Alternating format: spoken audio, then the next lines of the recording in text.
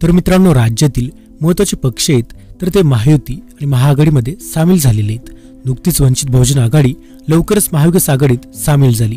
त्यानंतर आता महाराष्ट्र नवनिर्माण सेना म्हणजेच मनसे देखील महायुतीमध्ये सहभागी होणार अशी काही चर्चा सध्या सुरू झाली।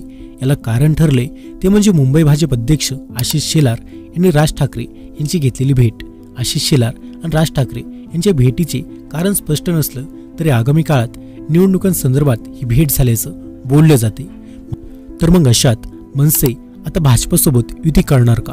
तर याबद्दल संपूर्ण माहिती या व्हिडिओत आपण पाहणार आहोत, त्यामुळे व्हिडिओला शेवटपर्यंत तुम्ही नक्कीच पहा। आणि जर आपल्या YouTube चॅनलवर नवीन असाल तर खाली लाल बटन दाबून आत्ताच आपल्या YouTube चॅनलला सबस्क्राईब करा।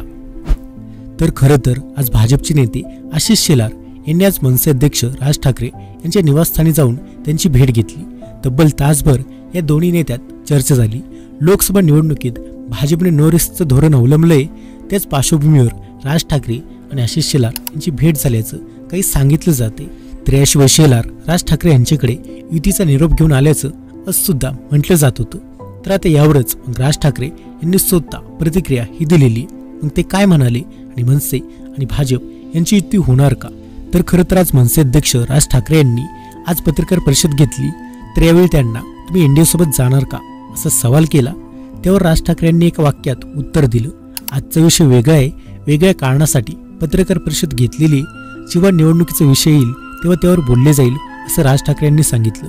त्यामुळेच राज ठाकरे यांच्या विधानाने ते भाजपसोबत जाण्याच्या चर्चांचा सस्पेन्स हा अधिकच वाढलेला आहे।